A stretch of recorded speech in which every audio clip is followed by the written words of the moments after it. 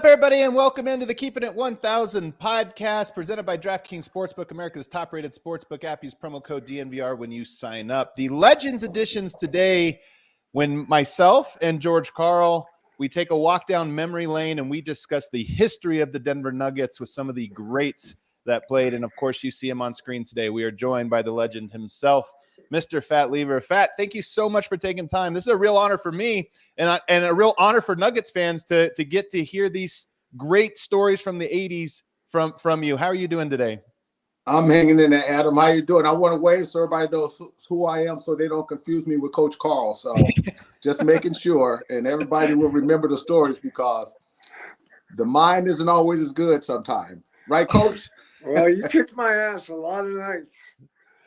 You were one of the, I mean, I know a lot of good stories I have you, but I thought you were one of the most unappreciated basketball players that ever played in the NBA. I mean, you were so good at both ends of the court. Doug just wore your ass out, put you on the best player every night, and then expected you to get 25 along with that. And you ran, I mean, some of the guys I watched today, like right now, I'm in love with Ja Morant. Mm. And I'm not saying you're like Ja Morant, but you were, and you were as athletic as a guard as the NBA had, but no one seemed to love you as much as some of the other guys. Well, that's a nice start, Coach. But at the same time, that love comes from your teammates and from the people that you played around in Denver. So they realized that and they understood. But one of the things that I always liked to appreciate about myself was that I like that. I never liked the limelight. And one of the things that I always said about being drafted by Portland, coming from a small city in Arizona, Tucson, I didn't really have to worry about being in the spotlight, and I didn't like it. And so going to Portland for my first 2 years, it was a big market, the only game in town, but you also always had that privacy and friendship of everyone around. You didn't have to worry about, the nightlife or the big grandiose things of a football game or other stars around you in other sports. So I appreciate the recommendations as far as the not being recognized, but I'm okay with that. So I'm okay with that. That's good. It seems like a lot of the guys that have thrived in Denver over the years have had that same sort of personality, that they've enjoyed the size of Denver and what it brought you, the feel of a big city without all of the hustle and bustle of a Los Angeles or New York. So I feel like you're not alone in that. Well, Adam, I think it also comes down to being there with the Denver Broncos. And, of course, the Avalanche wasn't there at the time. So you didn't have all the sports, but at that time, the Denver Broncos, bigger sports than most, cities and at that time on top of the world. So, they were always not second-class citizens, but not as well-known. And most was okay with that. And I think that gives you that more of a fan appeal to be able to relate to different people than you were opposed to hiding from the spotlight. Right. And I think that's one of the positives of being in Denver. Well, and you can see it. We have a live chat, people tuning in live now, obviously, to watch this. And when I announced we were having Fat Lever on last week, started announcing on the shows, I was surprised at how many people said, that's my all-time favorite Nugget. That's my number one. And we even see it in the chat right now. A bunch of people chiming in and say, Fat, that's my favorite Nugget of all time. Do you still hear that from a lot of people, not just one of the all-time greats, but also a fan favorite?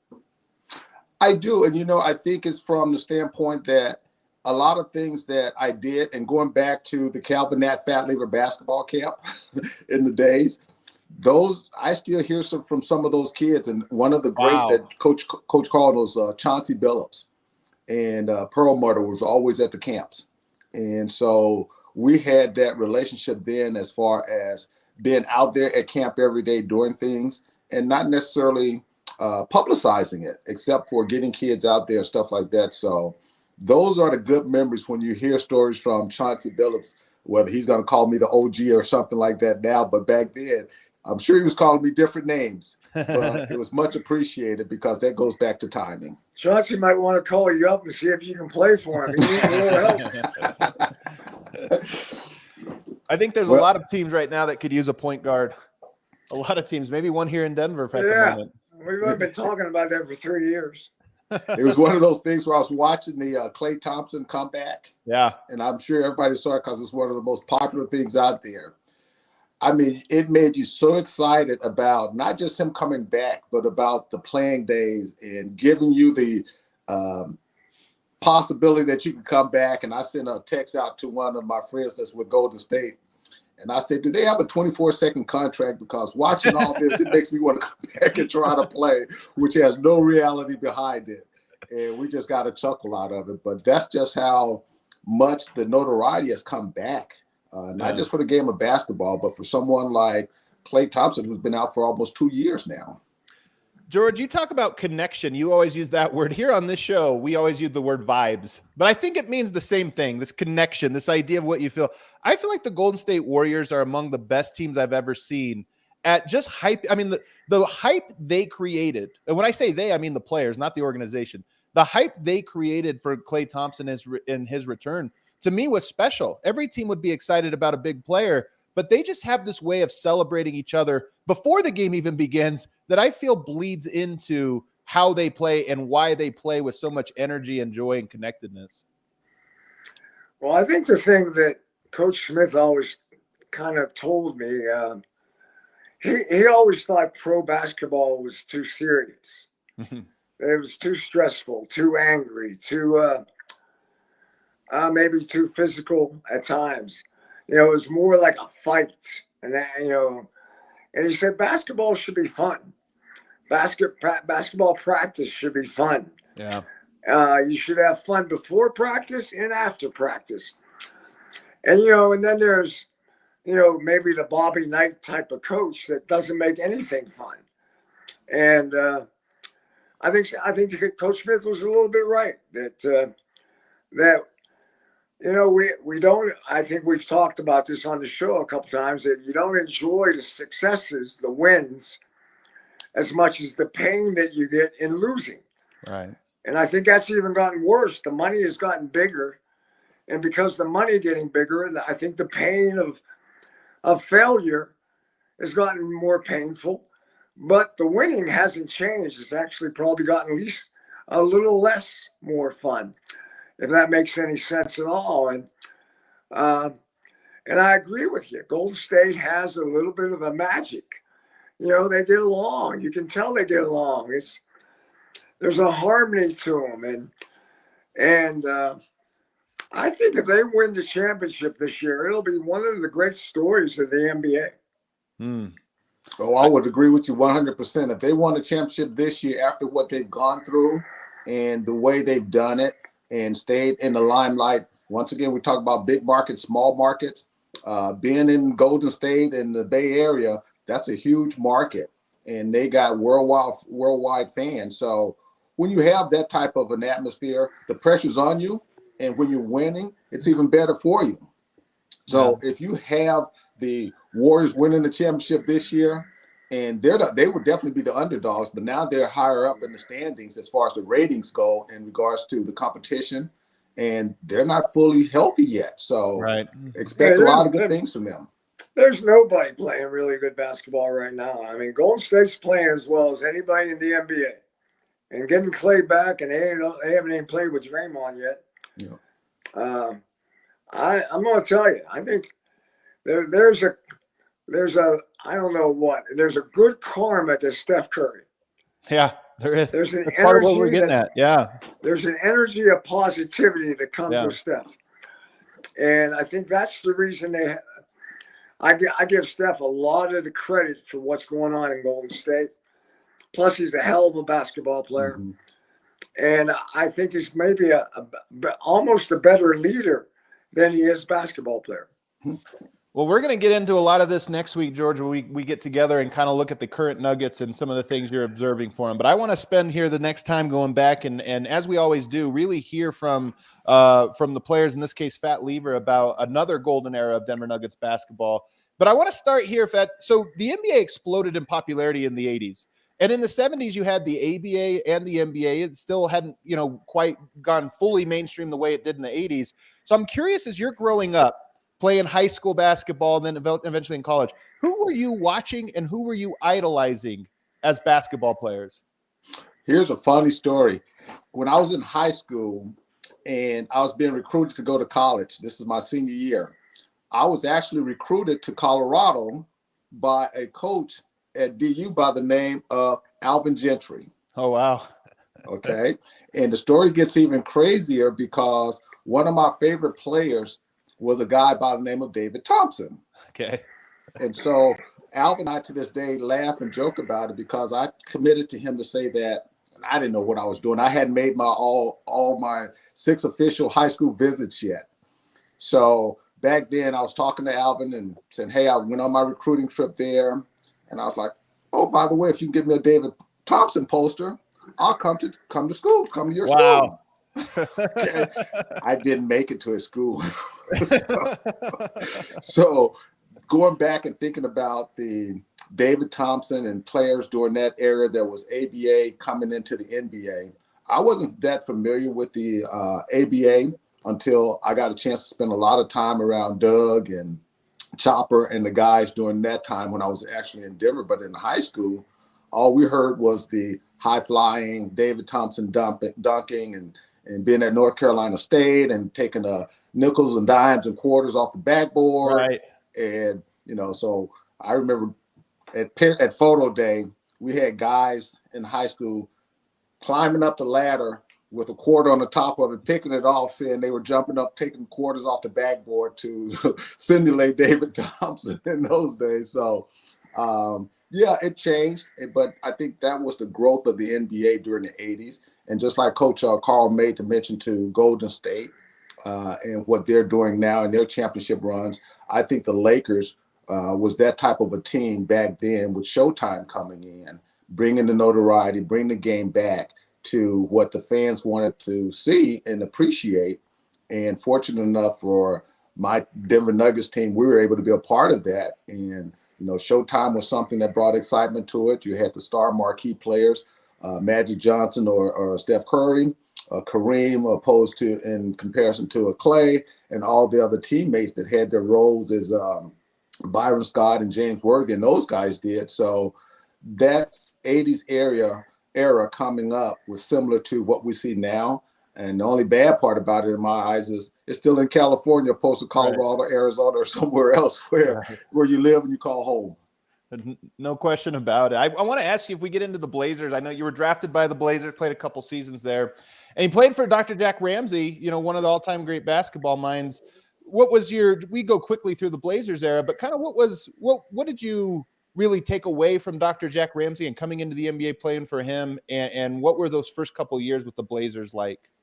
It was great, Adam. I mean, I always say that Jack Ramsey taught me how to play in the NBA by going to Portland and teaching me the game as far as how he wanted to be taught and the way he wanted to be played, and being I would consider myself a coachable player, and he was able to do that. I wasn't thrown into the limelight because they still had Darnell Valentine there as a guard, Jim Paxson, Jeff Lamp, Peter Verhoeven was one of the guys that came in with me, but it gave me a chance to play and learn the game of the NBA style and what it was all about, because Dr. Jack was a disciplinarian, and to the point where he taught the game the way he wanted everyone to play as a team. And I admired that because that's the way I played in high school and in college under Coach Wilk and my high school coach. So I got a chance to learn the game, the NBA game, from Dr. Jack. And at that time, Rick Adelman was actually a volunteer assistant coach coming in. So he was there. Jim Lynam, Bucky Buckwalter was the other staff members that were there on the staff. And I remember when Jim Lynam would drop a play, and Rick Adelman would be on the bench at the end of the bench as a volunteer coach saying, that's not going to work. That's not going to work. So then he'd go tell him why, and then we'd come up with a play. And then all of a sudden, Jack would come over and say, where'd you guys come up with that at? So to me, listening to Rick Adelman Jim Lynam, Bucky Buckwalter as the guys who coached the second team, which I was on. And the first team was always coached by Coach Jack. Oh, and wow. we were competing against those guys. So it gave me a great time to learn and to be there. And then that was one of the reasons we did the Calvin Nat Fat Lever basketball camp, because we did the same type of camps under Jack in Portland. And as we talk about Oregon, the Phantom screen shirt that I wear, that's where it all started. I do some consulting for Phantom Screens in Oregon because of the relationship to this day that we established. And still till now, we go back and participate and do stuff with the Blazers. But I think most and foremost, Jack Ramsey and the staff in Portland taught me how to play in the NBA. You got a basketball PhD your first two years, and I wonder how much of that is valuable to young players when you go in with some great leaders and great basketball minds. Coach, what is your relationship, or what was your relationship to Dr. Jack, and what kind of coach was he? Are you there, Coach? Did I lose you? Oh, you're talking to me? Okay, I'm sorry. You know what's funny? You talk about Rick Adelman. When they hired Rick Adelman, they interviewed two guys, me and Rick Adelman.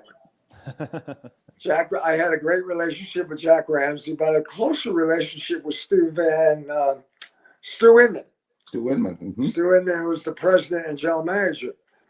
And I remember to this day one thing Jack Ramsey told me.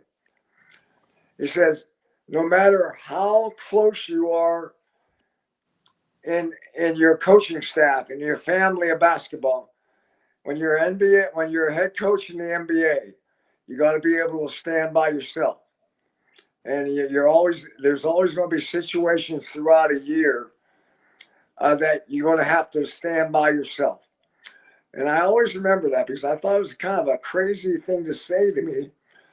But after going through the years of coaching, Jack Ramsey remained a great friend. He's one of the true geniuses of the game. I think a lot of people think Bill Walsh is a big football guru. I think Jack Ramsey is one of the top NBA pastime coaches. Let's move on now to when you get traded to Denver. You played against the Showtime Lakers, by the way, in that first playoff series, which will come in a little bit later. As you mentioned, your career kind of weaved in and out of the Showtime Lakers. But 1984, you're traded to the Denver Nuggets along with Wayne Cooper and Calvin Nat. And my first question was, were you close with those two guys prior to coming to Denver? You ended up spending basically a whole decade together, but were you guys close right out of the gate from your time in Portland? What were those relationships like? Adam, the best thing of the trade, as far as for me going to Denver and getting the chance to play, was because I did get traded with Calvin and with Wayne Cooper. Wow. And I say that because I had never been traded before. And they had been through the trade circles in the NBA before. So as soon as it was announced that the trade was going down and it happened, I'm fine. I'm looking for Calvin and Coop because they're the ones that were going to direct me as to what was going to happen. And it goes back to our playing days in Portland. We were very close and we established that relationship, even though Wayne and I were like second fiddles on the team, and Jim Paxson, Michael Thompson, and Calvin Nat were the stars of the team. But Calvin would always have some type of event at his house that would invite the team over and have that camaraderie.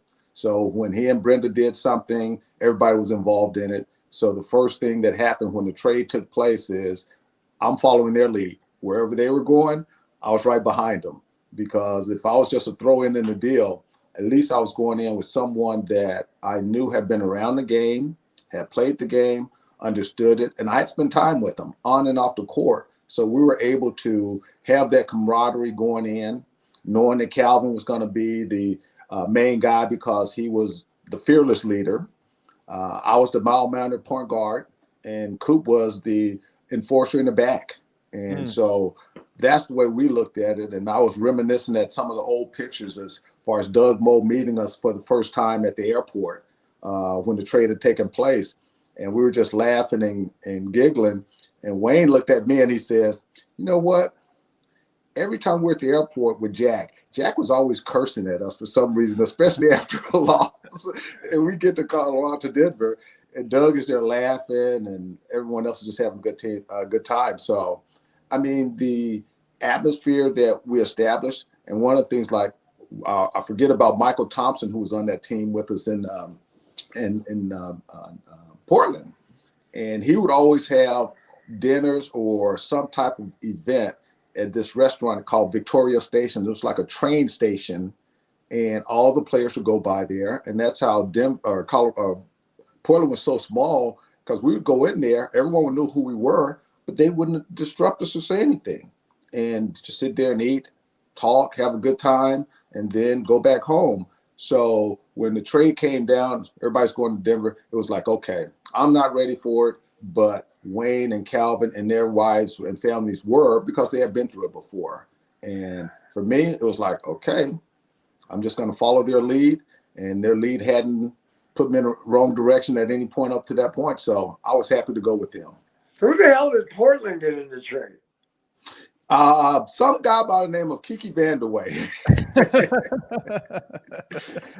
And I think that was one of the big trades, because at that time it was like a 5-for-1, and there was a couple other guys who was thrown into it, myself, Wayne, and Calvin for Kiki, and then there was 2 draft picks that were eventually added to the trade. And it's interesting too, because we're going to weave back to Kiki here in a couple of years as we kind of go on some of these playoff matchups. But so we get into what were your impressions of this Denver Nuggets team before you arrive, as you're arriving, before you meet anybody? Did you have any preconceived notions of what they were? Yes. Remember the No Moss game? The No Moss? Yes. Oh, I remember it. That was the game where we were playing in Portland, and this was my second year, and Doug was screaming at his team.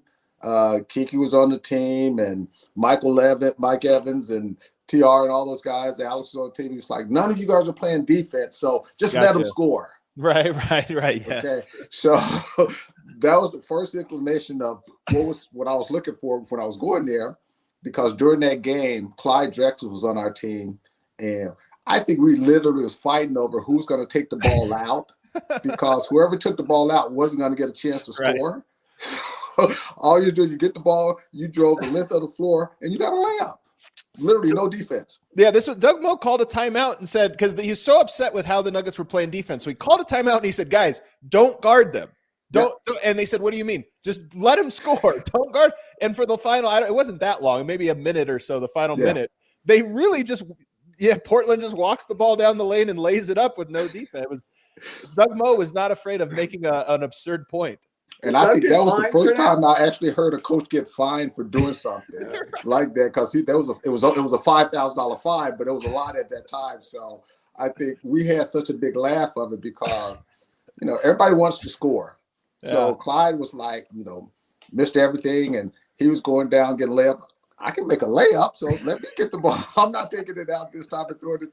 So that was one of the first things that was a laughing matter for us, and we ended up winning the game. And when the trade happens, that's one of the first things I think about. Oh, what are we going to get into now? Are we going to go through that? Whereas, Wayne and myself and Calvin, we wanted to play defense, because that was some of the things that made us get easier baskets. And so everyone looked at the Nuggets as just a offensive type of a team in the 80s. And believe it or not, there's a lot of work put into the defensive side. So now we get into coming into the Nuggets. It's funny because I'm a Nuggets, fan. I was born in 1984. So this is obviously, I'm learning about this through history. Okay. Thanks, Adam. Way to date us.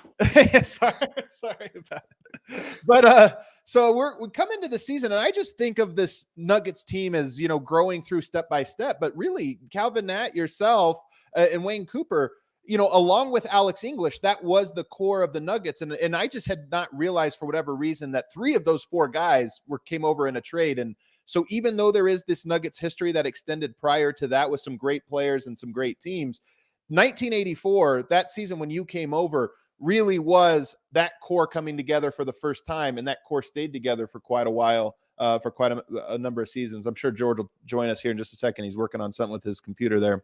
So wildly enough, I read some old stories. Doug Moe was actually on the hot seat coming into that season. I'm told. Do you have any recollection of that about Doug Moe maybe being on the hot seat? I didn't, and at that time we didn't even think about it. And so when we got there, we were just happy to be a part of it because when I say we, myself, Calvin, and Coop knew what our roles were supposed to be once we got there because Doug had that conversation with us. And so when we talk about the defensive side of it, we did a lot of defensive work on in practices and under Doug Moe. And so we go back, Dan Issel was on that team too the first year. So that was a great learning experience for me. And then the all-time great Chopper Travellini, the trainer, was there. So we got a chance to go in and be with a good group of guys that the Nuggets depended upon on and off the court. So it was a matter of myself, Wayne, and Coop going in, being a part of something that was already pretty good.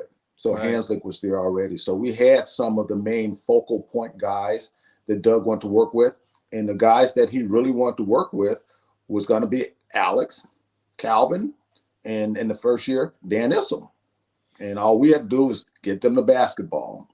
Coop knew he was going to block shots, and everybody knew their roles, and they accepted it. So I think going in, that was the first thing that we thought about was blending in with Dan Issel and Alex English and Bill Hanslick. That was the first and foremost thing. Now I know that you and Alex English have formed a friendship and continue to be friends. What were you guys friends prior to joining up on teams, and if not, what was how quickly did that friendship form when you guys first got on the same team together? I just knew of him as a player and had never spent any time with him. But once we got there, that goes back to that welcoming atmosphere, because he showed arms open, everything to anyone that came in. And that's where I still go back to. It was almost like the feud of what they gave out for Halloween, because there was always that feud between the Broncos and the Nuggets as far as what candies they gave out for Halloween. Really? I don't know the story. And Alex was just like never got involved in it. And so, the things that he did off the court, as far as being one of the first guys to get the All-Stars to donate their checks to charity. Yeah. Those are the things that he did. And, he was a superstar that kept it low key, but really enjoyed all of his teammates and shared his enjoyments. What is the passing game? This is Doug Moe's famous offense, the passing game. One of few offenses that has a name, the passing game. Adam, I think it still exists today. The only thing with the passing game that they don't do now is some want 5 passes. Okay. Some want the ball to go from one side to the court to shift. So once it breaks down and you get that mismatch, now you can go one-on-one, which we see a lot of today. But the difference between the passing game back then and now is the ball movement doesn't move back and forth. The defense doesn't shift.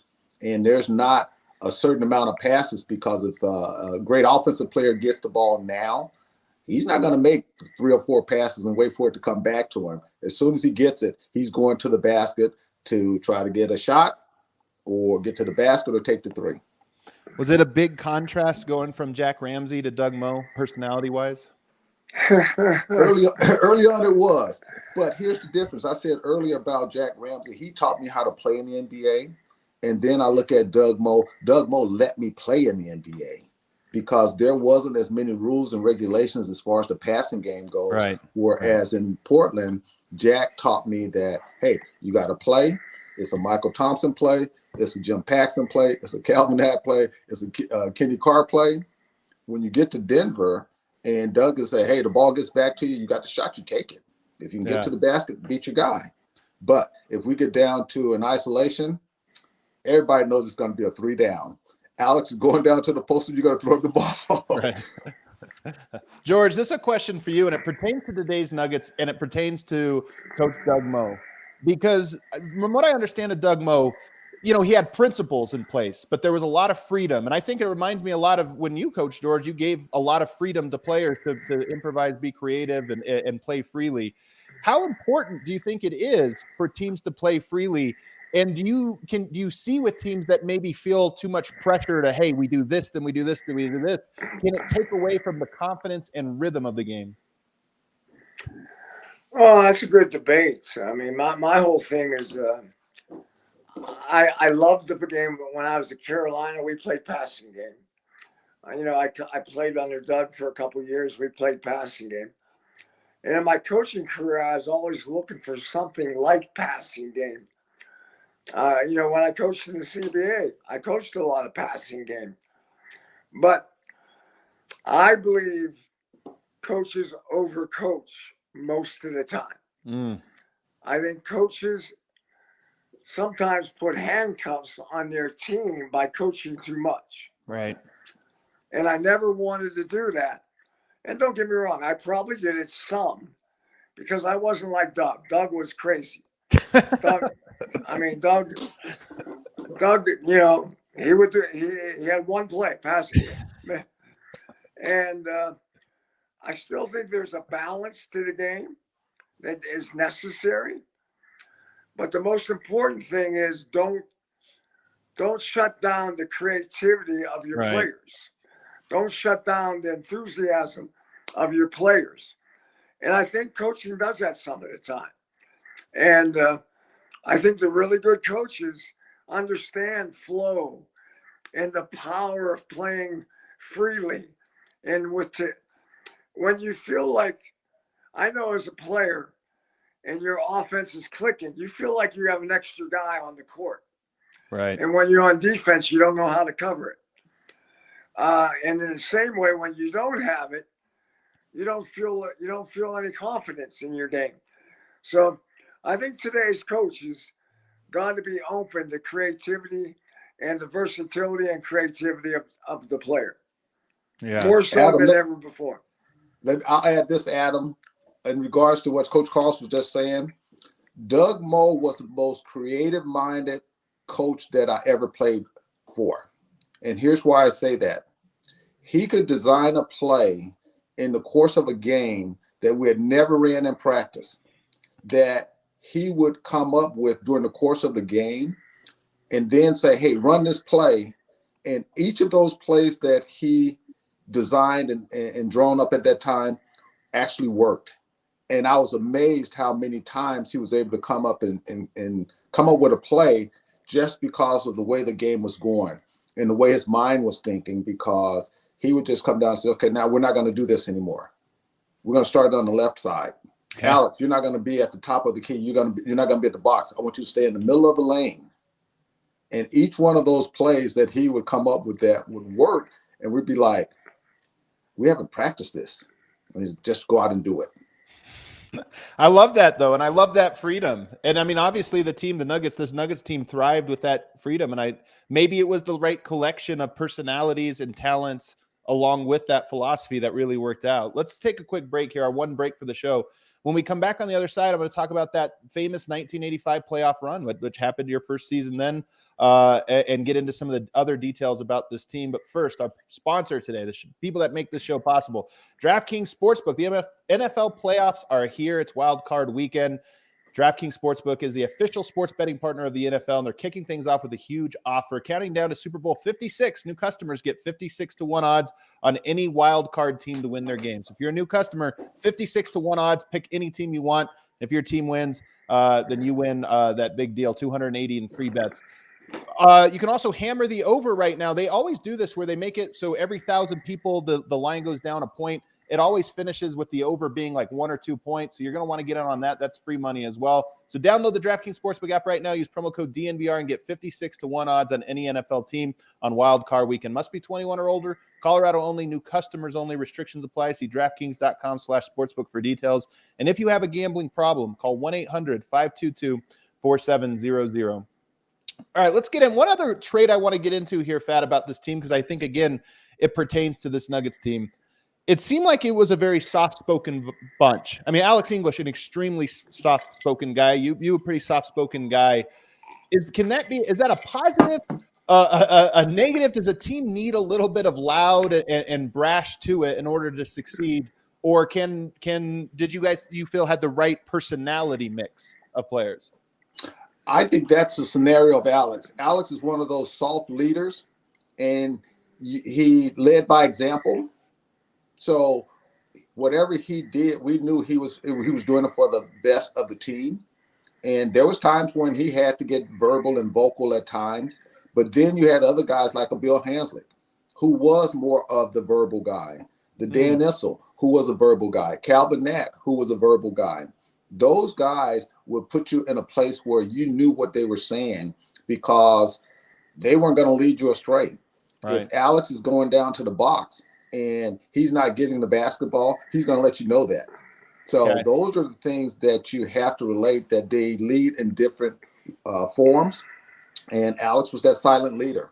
But whatever he said, no matter what it was, everyone was going to follow that lead.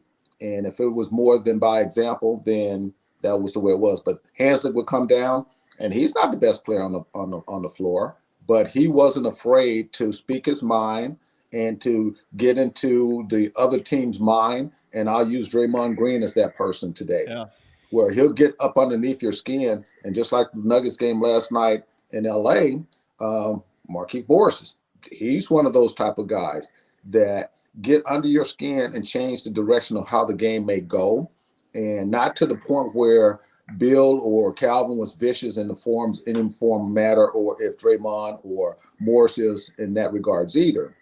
But their leadership is the way they led and got their teams going. And Calvin was known as our enforcer. And a funny story, we were playing Kansas City, Sacramento, and Denver, and Mike Woodson goes in for a layup, and Hanslick had been guarding the whole time. So he goes in for this layup, and Calvin fouls him. And Mike Woodson gets up and starts going after the person who created the foul. He looks up and realizes that it's Calvin Knack.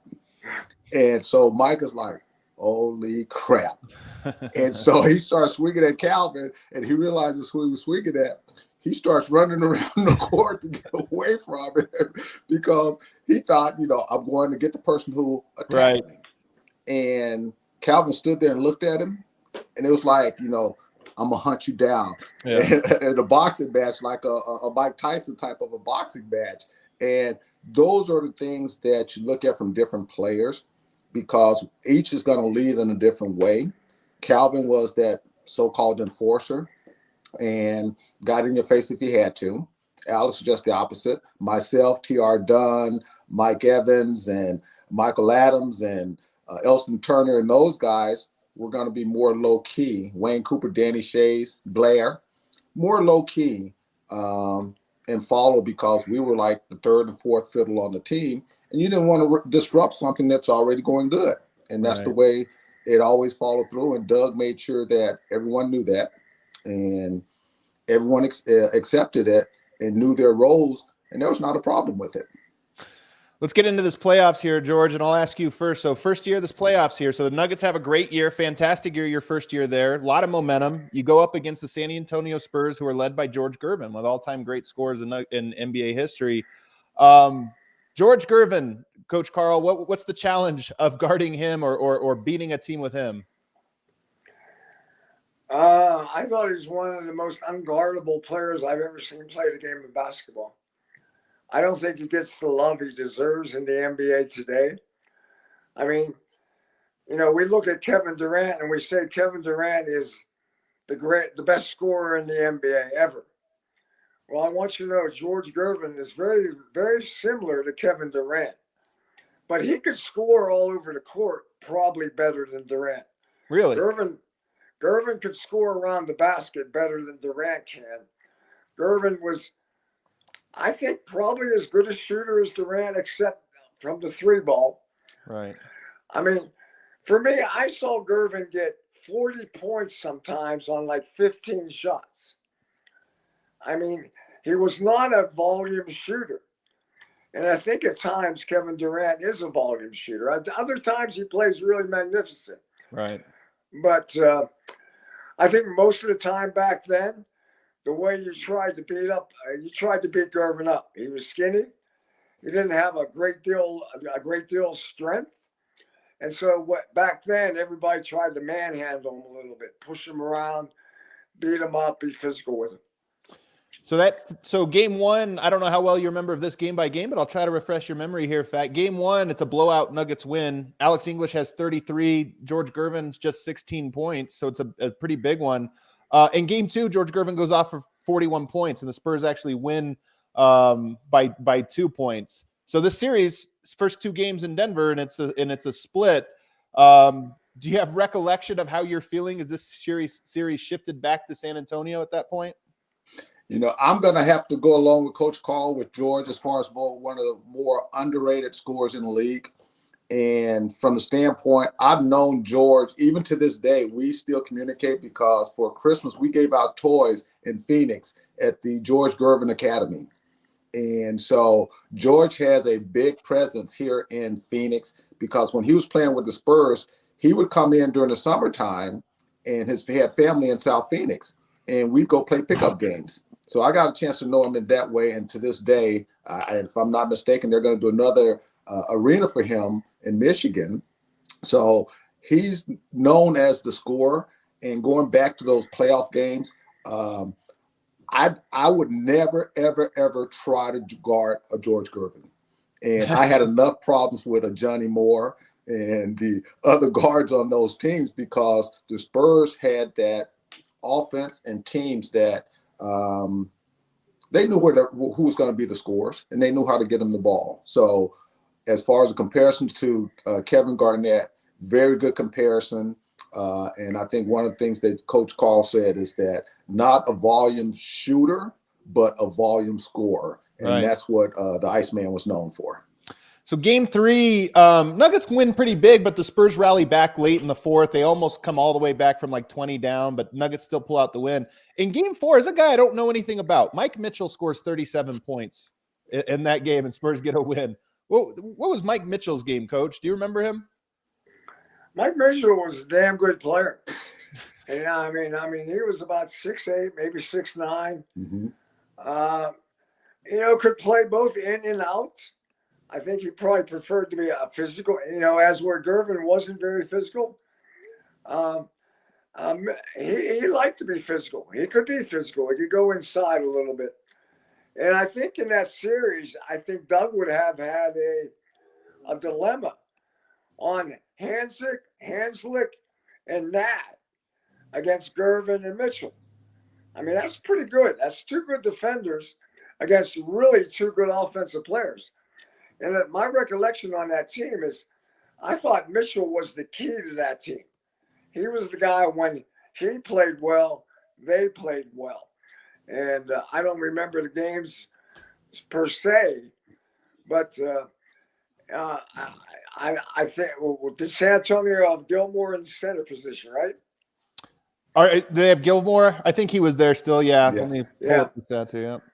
So that you look at that series, that's a pretty talented series right there. Yep. It was a very good team. And then you go to game 5, so it's the decisive back then 5-game series, and it's a Nuggets blowout. And now here's the cool thing, Fat. As I'm researching this, I actually found all these games online. So you could actually, a lot of these games, the entire game is online. Of course, the quality isn't very good. This old cameras mixed with, compressing these to put them online. But I got a chance to watch, and here's my note. The atmosphere was incredible.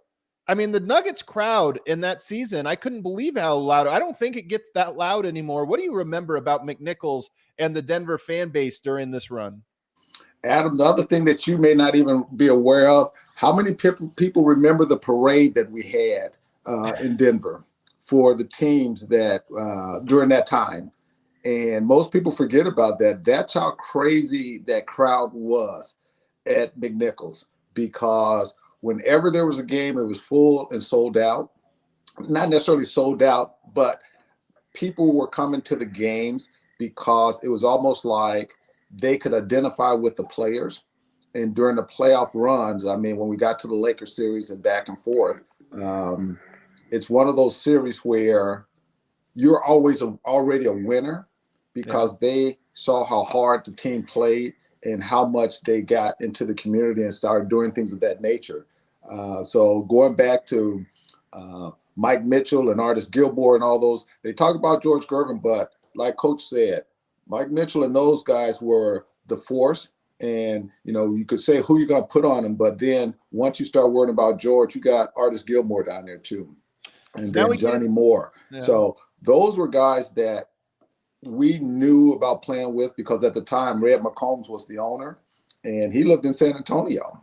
So there was other rivalries tied to it in that regard. So bragging rights and everything like that was going on. But when you get down to the end of the game, it was a great series because it's going 5. Not a lot of blowouts, but the competitive spirit that we see. And you got to remember, a lot of that, like you're saying, Adam, you can see it on TV now, but there wasn't a lot of other avenues to catch games unless it was, at that time, CBS. Right. You got to catch them in purpose. That atmosphere was great. You go on to the next round against Utah. And my first question, Utah's a rival, obviously, with Denver now. Were they a rival in 1985 to you? And did that series feel like a rivalry series at all? Fat. Oh, that was for me. Oh, yeah, sorry. Without question. And here's why. Mark Eaton, rest in peace to Terry and Mark and his family, because Mark Eaton and I were really good friends. Before he passed away during the NBA season, we go on trips together during the off season. And so Mark and I had a lot because of UCLA versus Arizona State college days. So we had a history behind us. And I think one of the most craziest plays during one of those games was we were playing there, and Doug Moe drafts up a play. And these is where the rivalries come up with Utah, not because of John Stockton and Karl Malone and all those things, but just the mental small pieces of the games that come from the competitive spirits there. Doug draws up a play for another series, and he's supposed to dribble through the middle. Darrell Walker is supposed to dribble through the middle, turn, spin, hit Blair for a little jump shot because Mark Eaton is going to come and stop him and block his shot. And he goes in, he gets in there, Darrell takes the shot. Mark Eaton blocks it all the way back to half court. And Blair's wide open in the corner. And the ball goes out of bounds. Doug goes, Darrell, why didn't you pass the ball? And Darrell's like, I was going to win the game for us. He was like, are you an idiot? He says Blair's wide open. Pass the ball, run the play. And then Darrell looks at myself and says, was Blair open? That was the play. So those are the rivalries that existed with the Utah Jazz going back and forth, and then with Denver, because they were rivalries. And that goes even into today. Because of those history with rivalry games and playoff games, and then just the atmosphere to be playing in them, because there was 2 small market teams that were trying to identify themselves. So I have to now I have to give you some big props here. I want some of the people that maybe didn't get a chance to watch you. You 6'3". You're about Monte Morris's size. Monte Morris on the Nuggets right now. About the same size. This is your stat line in game 1 of that series. 19 points, 18 assists, 16 rebounds.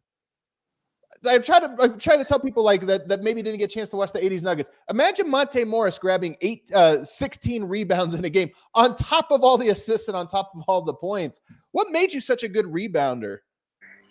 Adam, that goes back to my high school playing days. And in high school in Tucson, Arizona, every player on our team played every position. So I played point guard, I played shooting guard, I played small forward, I played center, and I played power forward. So every guy on our team played all those positions, and they were in a mix of them. So one of the craziest things is we're playing a state playoff game, and we went into the North Carolina 4-corner offense and winning the game. So Coach Karl can relate to this. Going to the 4-corner offense, and the tallest guy on our team was 6'3". And he was the highest jumping player on the team. That goes back to my David Thompson stories, right? Because we had all that notoriety. And so I played every position. I was rebounding, defense, and did all those things. So it started at an earlier age for me. And then going into playing in the NBA, I was ready for it, prepared for it. But you used a comparison between myself and Monte Morris. Will Barton is another favorite player of mine next to Monte Morris. Yeah. Because I like his game, I like his demeanor, and those 2 guys have the same type of body build. They're a little more athletic than I was at that time, and especially now, but I admire those guys, the way they play. And they won't get those numbers because they've got the best player in the NBA who's going to get those numbers that you just described, and that's going to be the Joker. Well, I love that. Game 2, 22 points, 13 rebounds, 8 assists, 3 steals. So these stats, I mean, this stat line, your averages over the course of this series were insane. In Game 3, you get hurt, and the Nuggets, only game Nuggets lost in that series. They win 4-1. They have to finish off the series without you. Alex English plays near perfect basketball in games 4 and 5 to close this out. He has 40 points on, I think, 19 or 17 shots in one of those games. So just hyper efficient. And then you have a matchup with the Showtime Lakers. And this is a matchup between two teams that like to run. So this is great basketball here. First of all, George, do you remember this series? I know you're not a part of either of these teams at the time, but do you remember the Nuggets Lakers of '85?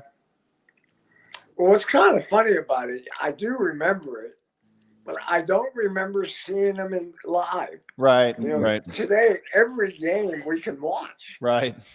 But there are times you had to go find these games somehow.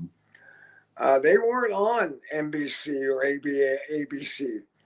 They were on local TV, and I don't know if the satellite was working then, but I remember going in the bars, and you had to have a code of where it was on the satellite to get the game.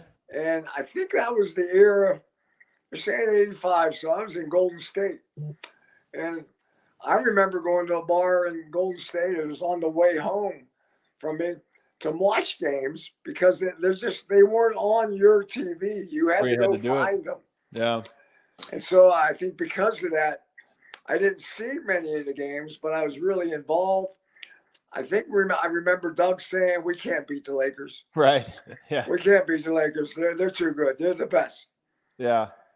This is something I remember that series, Adam, from the standpoint too that when I got hurt in the second game against Utah, and I remember I hyperextended my knee.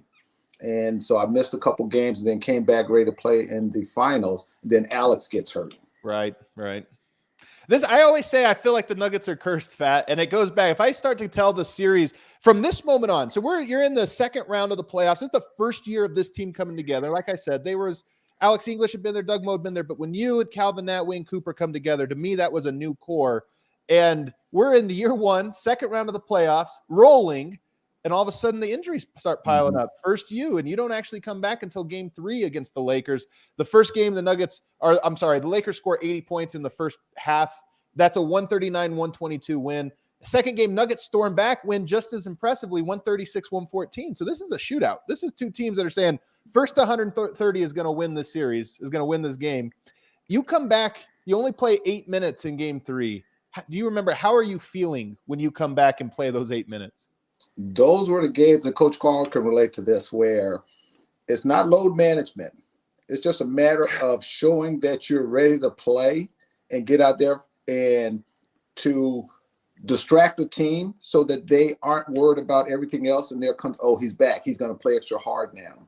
Whether you play 8 minutes or 80 minutes, it's just the mindset that you want to throw the other team. I remember back in, during our era, since there wasn't a lot of no social media, but I hated doing interviews the day before the game because the only time the information got out was the following day because the reporters went back, wrote the stories, put it in the newspaper the next day, and now it became ammunition for the other team to see. Right. Whereas now, I can say it now, and it's going to be all over the line in the next 5 minutes. Yep. So if you did it the day before, it would be in the paper the next day or bulletin board material. If you did it the day of, well, no one's going to really see it until, you get to the locker room or to the game, you start talking about it. So those were the things that I think it was just more of seeing how I would feel and then to give the message that, hey, he's going to be back in this playoff so that the Lakers would have to think about it. Game 4 is an all-time great game. I don't know how well. So Nuggets lose game 3. That's the one you come back. Game 4, Alex English goes down. So this is why I say Nuggets are cursed. You're playing against Magic, Kareem. You're playing against these legends, right? You can't be beaten. And history, whenever a team wins, it's like, well, they were inevitable. They were going to win. Mm-hmm. I'm watching this series and you're hurt. You're down. Now you're on one knee. Alex English goes out and he can't close this game. And this game goes down to the wire. This one is on YouTube. I highly encourage, if you only go and watch the end of it, catch the end of it because it's such a great game. The Nuggets, I don't know if you remember this. Nuggets are down 6 points with about a minute to go. Get a timeout. You drop a three-pointer. You drop a play for a three-pointer, and I believe it's Turner cashes it. And you get a steal on the next possession. You come down. You get another three-pointer, cash it. And so you go from down 6 and you tie the game up and force the Lakers to come down. And the Lakers grab, I think, 8 rebounds, offensive rebounds in a row to close out and get the go-ahead bucket. But that's a game where you're down so many different players. You're playing on one leg and playing great, by the way, down the stretch. You can see all the big plays. And it just comes down to one rebound. Do you remember that game 5 very well? I do. I remember those games from the standpoint that we weren't expected to win. We didn't even have the confidence in ourselves, to be honest, because we were more intimidated by the Lakers than the way we played. So with that being said, Elston makes jump shots, not a great three-point shooter, not a great scorer, but was one of the guys that we counted on for defense and knew that he could score when he had to. So in our minds, we didn't think we could win, but we knew we were going to go out and give it the effort that we had to put in. Calvin Nat hurt, Alex English hurt, you hurt that at the end of that series and still put on a great fight. We got to speed through. We got to do lightning round. We've only got about 4 minutes here, but we're going to do lightning round for the rest of we're going to speed through the rest of a career. 1986, you run it back. I just am curious, the following season, did you feel like, were things different? Was there momentum with the fan base the following year? I'm moving my phone around. Oh, gosh. Well, did we lose something? Yep. My battery was going bad, so I had to change it out. And well, you're good there. Okay, hopefully that'll come back. All righty. Okay, sorry about that. No problem. So we'll go here. That next season, I mean, you guys ran it back with the same group pretty much. Was there excitement? What were some of the goals, coming off of that Western Conference Finals run? To repeat. 1980. Oh, yeah. Okay. Yeah, just to repeat, because we knew what we were doing. We knew what we had in our conference to do, and health was an issue. But we also, and I mentioned earlier in the conversation about management, time management. Never thought about those things. And I think to this day, we see a lot of players who have illnesses and ailments because you didn't think about those plays and you just wanted to go out and play. So I know for a fact that no holds barred, Chopper had everybody as healthy as we could ever get. And when you have players like that that's going out to play, you give it all and then you let it end up where it was. And the Lakers actually end up being what I would say a better team because of injuries. And we throw that back to some of Coach Karl's teams where injuries is part of the game and that next man up mentality is what you have to deal with. But at the same time, we know that it's part of the game and the Lakers was more prepared for it than we were. So Nuggets beat your old team, the Blazers, in the first round. Second round, you fall to Hakeem Olajuwon's Rockets. Coach Karl, everybody knows 90s Hakeem, but 80s Hakeem was putting up some crazy numbers. What do you remember about Hakeem in that 1986 season? I think, the one thing that Hakeem did, he brought skill and athleticism to the center position. Most of the time, the center position was bulky, big, right? Protector of the rim. And Hakeem did it in a different way. He did it with quickness. He did it with finesse. He did it with good footwork. He was a shot blocker with a quick jump. He played both ends of the court very, very well. And every year in his young career, because I think he was pretty young at that year. It might have been his first, maybe his second or third year in the league. Yeah, something like that. And, we were just marveling at, okay, we now got a 6'11" athlete on the floor. And that didn't really exist a lot at that time in the NBA. It exists a little bit more now. But I think right now, if you ask almost NBA guys, Hakeem would go down as probably the most skilled and athletic basketball player at the center position. No question about it. We got to speed through these, Fat, so I'm going to keep it moving here. 1987, Calvin Nat tears his Achilles on opening night. Another one of these, you have a great team. It's like, let's run it back. Let's do it. Opening night, you lose one of your top players. That season goes on. You end up getting swept by the 87 Lakers, which in my opinion, one of the all-time great teams. They were really good that year. 1988, same team. You add Michael Adams and Jay Vincent. Doug Moe wins Coach of the Year. You're named an All-Star for the first time. What do you remember about being named to the All-Star team for the first time? Scared to death.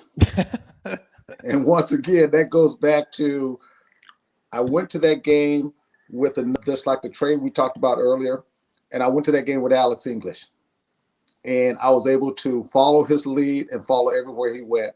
And I remember going to the game and just paranoid, because that's that big atmosphere limelight. But one of the greatest times I had, and that was in Chicago. In the last Chicago All-Star game, I was with the Retired Players Association, and Alex there was with me, and we was in Shula Steakhouse, and they had a photo of myself and Alex English walking onto the floor together during that All-Star game. And of course, I tried to steal it off the wall, but they probably would have arrested me. so Alex and I took a picture next to it. And so that was a very fun memory. And that was the time where I realized that, okay, the belonging time is when you make your first All-Star game. I love that. And that, by the way, some years you go look at the All-Stars and you go, okay, the guy's pretty good. 1988, go look at that roster. Larry Bird, Magic Johnson, Michael Jordan, Hakeem Olajuwon. And there's some of the all-time 20 best players ever. And you got half of them are on that All-Star game. So that's a heck of an All-Star one. We got to speed through just 89, just going through this here. You play Phoenix, you get swept in the first round, but you had a game one is a 2-point game, I believe. You had 20 points, 12 rebounds, 17 assists, 4 steals. Again, I'm just giving you, I'm wanting all the new generation players to see some of these playoff numbers that Fat Lever put up. Not just regular season numbers, but playoff numbers for a 6'3" point guard. And then, of course, in 1990, your last run, you go down to the San Antonio Spurs with David Robinson. Couple quick questions I want to ask you. I'm going to ask you some perspective on the Nuggets right now. You were the Mr. Triple-Double for the Nuggets all the way up until the new Mr. Triple-Double, or Nikola Jokic has come and taken your record and is now extending it in Denver Nuggets history. First of all, you've mentioned him a few times. What is your opinion of Nikola Jokic, and how do you enjoy watching him play? Adam, that's my man crush. I'll put it that way. I love the way he plays. I love the way he carries himself on and off the court. And when I was doing some of the broadcast games or just watching some of the games when I was going to visit, and the way he carries himself off the court in the locker room with the kids, where he runs down the hallways we see on TV, but he's always got something to do with whatever kid he runs across in the hallway. So that demeanor, I thought, was just amazing for someone of his stature, of his size, and the way that he carries himself. So he's one of those silent leaders like Alex English, and he gets it done on the court better than anyone that we see in modern day. No question about it. And then your jersey being retired in 2017, that was a long time coming. You know, 1990 was your last year. 2017, the jersey finally retired. What did that moment mean to you? Adam, when that first happened, I was so surprised when Josh Kroenke actually introduced me to prepare me for it. I was there doing some other work outside of the Nugget stuff, and before practice, he calls out and gives me the honor and tells me what it's in front of a crowd of staff and members, and Coach Karl and Lisa Johnson and also Loretta Harmon. They were there, two of my all favorite family members from the Denver Nugget days, but they were there, and I was just so surprised. Didn't expect it, and when it happened, I was in awe.